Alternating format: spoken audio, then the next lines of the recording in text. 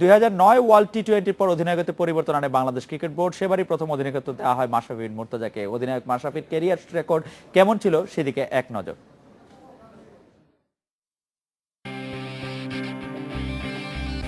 সাদা পোশাকে মাশরাফির নেতৃত্বে প্রথম ম্যাচই সফলতা পায় বাংলাদেশ।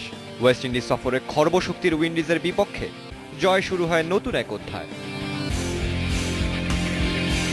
তবে ইনজুরি বাইরে ঠেলে দেয় টাইগার অধিনায়ককে।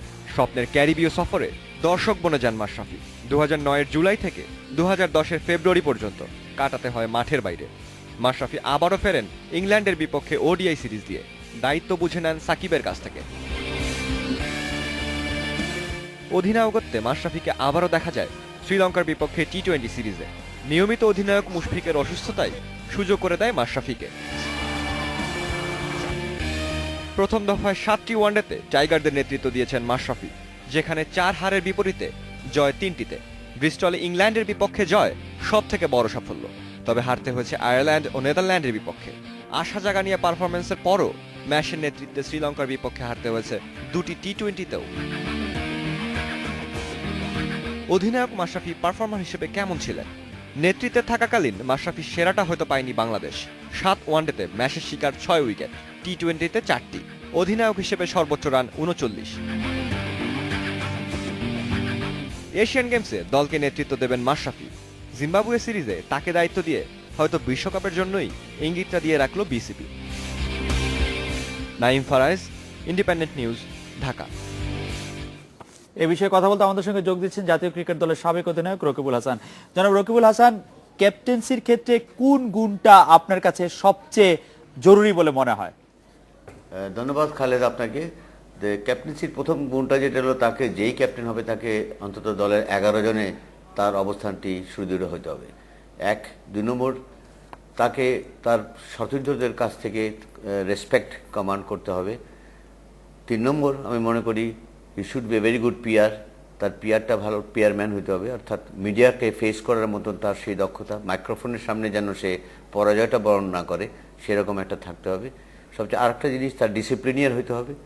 এবং অন টপ অফ এভরিথিং, যে তার ভিতরে যে গুণাবলীটা থাকতে হয় সেটা হলো যে সবাইকে নিয়ে সে একটা দলকে নেতৃত্ব দেওয়া, সামনে থেকে নেতৃত্ব দেওয়ার যে একটা গুণাবলী, সেটা তার মধ্যে থাকতে হবে। জনাব রকিবুল হাসান, বাংলাদেশ দল এখন 2 ধরনের ফরম্যাটে 2 রকম ক্যাপ্টেনের যুগে চলে আসলো। যে এখন ক্যাপ্টেন হিসেবে বর্তমান টেস্ট ক্যাপ্টেন মুশফিক এবং ওয়ানডে ক্যাপ্টেন যে মাশরাফিকে ঘোষণা করা হলো, আপনার বলা যে 3 গুণাবলী সেটা তাদের মধ্যে যথেষ্ট পরিমাণে আছে বলে আপনি মনে করেন? আমি এই 2 জন ক্যাপ্টেনের মধ্যে আমি ওই গুণাবলীটা দেখি। তবে মাইক্রোফোনের সামনে আমি মুশফিককে সবসময় এগিয়ে রাখবো বাংলাদেশের যে কোনো ক্যাপ্টেনের কাছ থেকে। ক্যাপ্টেন জন্মায় না, তবে মাশরাফি সে কোয়ালিফাই করে, তার ওই গুণাবলী যেগুলো কথা বললাম ওর মধ্যে মুশফিক তো করেই। তবে এই সিদ্ধান্তটাকে আমি সাধুবাদ জানাই যে অন্তত মুশফিক রহিম এটা বলার অপেক্ষা রাখে না যে বাংলাদেশের, আমার হিসাবে he is the best batsman এবং আমাদের ধারাবাহিক ব্যাটসম্যান। তো তাকে কিছুটা চাপমুক্ত করা হলো, অন্তত এতগুলো ভার্সন অফ দ্য গেমে না দিয়ে টেস্ট ম্যাচে তাকে রেখে অন্যটা মাশরাফিকে দেওয়া হলো।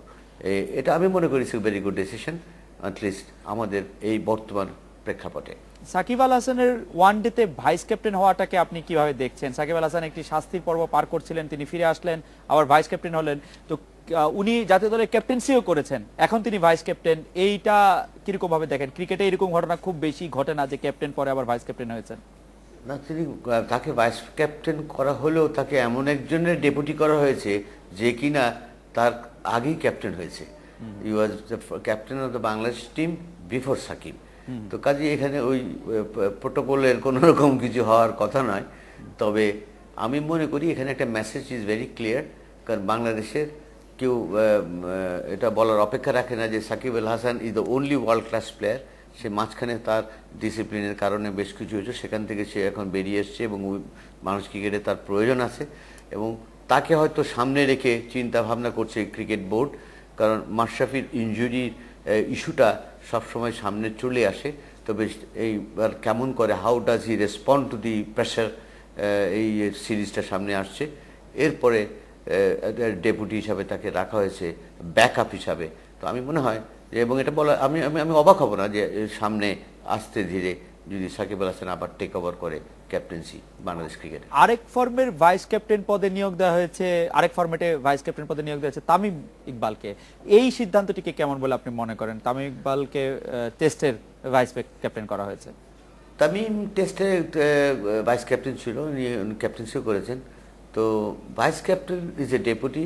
আর সত্যি কথা বলতে কি, আমাদের একটা জিনিস আমরা মিস আউট করে যাই, যখন আমরা হোম সিরিজে খেলি তখন কিন্তু সত্যিকার অর্থে ভাইস ক্যাপ্টেনের কোনো প্রয়োজন নাই। ভাইস ক্যাপ্টেনের প্রয়োজনটা তখনই হয় যখন দেশের বাইরে আমরা খেলি। তবে তামিম ইকবালকে ভাইস ক্যাপ্টেন করার মধ্যে একটা জিনিস বেনিফিটেড হবে টিম, যে সে অন্তত তামিমকে আর একটু দায়িত্ববান হওয়ার জন্য বা দায়িত্বশীল হওয়ার জন্য যে অ্যাজ এ ভাইস ক্যাপ্টেন এটা সাহায্য করবে, এবং তার ভিতরে ওই ফিলিংসটা যেন জাগ্রত হয় বা হবে এটা মনে করছে ক্রিকেট বোর্ড, যে এবং he is a senior player, যে রেসপন্সিবিলিটি সে ওন করতে পারে। কোনো কারণে যদি বাইরে চলে যায় মুশফিক বা ইনজুরি হয়, at least he can take over. সেই দিক থেকে আমি মনে করি এটা ঠিক আছে। আরেকজন জাতীয় দলের ক্যাপ্টেন সম্পর্কে আপনার কাছে জানতে চাইবো, যে তিনি হচ্ছেন মোহাম্মদ আশরাফুল। আপনি জানেন যে তার শাস্তি আসলে তার আপিলের ভিত্তিতে 8 বছর থেকে কমিয়ে 5 বছর করা হয়েছে। আপনি কি মনে করেন আশরাফুলের এখনো বাংলাদেশকে ক্রিকেটকে দেওয়ার মতো কিছু আছে? বাংলাদেশের ক্রিকেট আরো কিছু পেতে পারে আশরাফুল থেকে, এরকম মনে করছেন আপনি? এই মুহূর্তে আমি মনে করি যে বাংলাদেশ টিমের যে আশরাফুলের অ্যাবসেন্সটা খুব হাড়ে হাড়ে ফিল করছে, কারণ ওই মিডল অর্ডারে তার মতন একজন ব্যাটসম্যানের খুব দরকার ছিল, এবং যখন সে এই ম্যাচ ফিক্সিংয়ের এই সমস্ত কাজে জড়িয়ে পড়লো তখন কিন্তু সে বাংলাদেশের একটা নিয়মিত পারফর্মিং প্লেয়ার ছিল এবং একটা প্রুভেন প্লেয়ার। তো তাকে আইসিসি কিন্তু তাকে একটা পিরিয়ড দিয়েছে যে সে যদি তার রিহ্যাবিলিটেশন করতে হবে, এবং সে যদি ভালো মতন তার বিহেভিয়ারটা দেখে যে আগামী একটা বছর যে খুব ভালো ছিল তার বিহেভিয়ার সব কিছু, তাহলে তাকে অগস্ট মাস 2016-তে he will be free to take over cricket again. জনাব রকিবুল হাসান, আপনাকে অনেক ধন্যবাদ। এই ছিল আজকের রেডি টু স্পিকে আমন্ত্রণ আমাদের পরের আয়োজনে।